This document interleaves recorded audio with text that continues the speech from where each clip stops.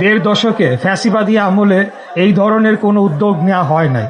তো এটাই স্বাভাবিক যে একজন বীর মুক্তিযোদ্ধা তিনি ঢাকার যে ঐতিহ্য সেটিকে আবার পুনরুদ্ধার করে জনগণের সামনে নিয়ে এসে আমাদের কৃষ্টি, আমাদের কালচার সেটিকে আবার প্রতিষ্ঠা করবে একজন বীর মুক্তিযোদ্ধা। এটাই আমরা আশা করি ওনার থেকে।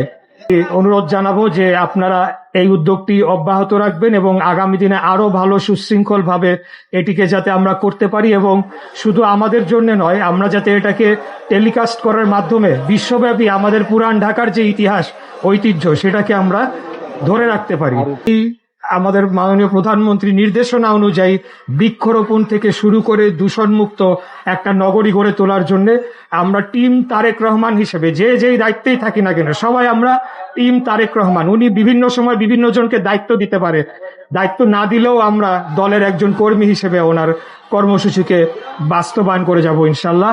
উৎসব আমরা করছি 416 বছরের এই ঢাকাকে কেন্দ্র করে। তার আজকে অন্যতম অনুষ্ঠান ছিল নৌকা বাইচ। কেমন হয়েছে নৌকা বাইচ? আপনারা অনুভব করছেন ইনশাল্লাহ।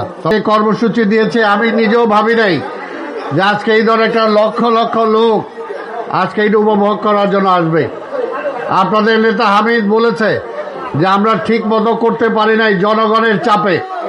জনগণ এত নৌকা নিয়ে নেমে গেছে যে আসলে নৌকা বাইচ হওয়ার জন্য যে পরিবেশ দরকার সেই পরিবেশটা আমরা করতে পারি নাই।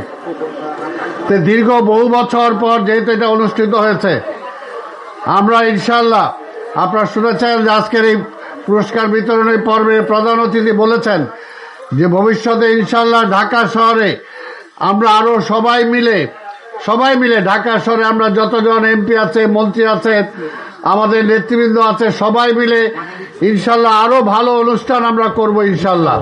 সেনা প্রশাসক আব্দুল সালাম ভাই উপস্থিত আছেন, বিভিন্ন এজেন্টের চেয়ারম্যান এবং সেক্রেটারি এবং সাবেক কাউন্সিলর উপস্থিত, বিএনপি নেতৃবৃন্দ, সাংবাদিক ভাইরা, এলাকার মুরব্বীগণ, সবাইকে জানাই, মহিলাগণ সহ সবাইকে জানাই আসসালামু আলাইকুম। আজকে আমাদের নৌকাবাইজ অনুষ্ঠানটা আমরা সুন্দরভাবে করতে পারি। এত দর্শক নেমেছে, দর্শক সহ না নৌকাবাইজ করবো। তারপরে আমরা এই ফাঁকে ফাঁকে আমি নিজে, আপনারা দেখেছেন, আমি নিজে একটা স্পিড বোট নিয়ে আমি মাঠে নেমে গেছি। আমি কিন্তু সাঁতার পারি না। তারপরে মানিকগঞ্জ থেকে আসছি। কেমন লাগছে? ভালো লাগছে, অনেক ভালো লাগছে। আসছি বুড়িগঙ্গা নৌকা লাগতেছি আমরা।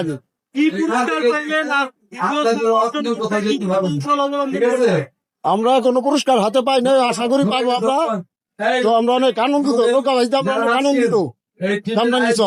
নৌকা বাস খুব ভালো লাগেছে। তো একটা জায়গায় অসুবিধা হলো যে বড় ট্রলার পিস বোট, ওইটা একটু তাহলে অসুবিধা করছে, আর তাছাড়া কোনো অসুবিধা না, খুবই ভালো লাগছে। আর নৌকা বাস দিছি বহু জায়গায়, বান্দুরা দিছি, ওই দায়িত্বপুর দিছি, তারপরে বালিরটেক দিছি, তারপরে আপনার মানিকগঞ্জ দিছি, তোরা দিছি, তারপরে আপনার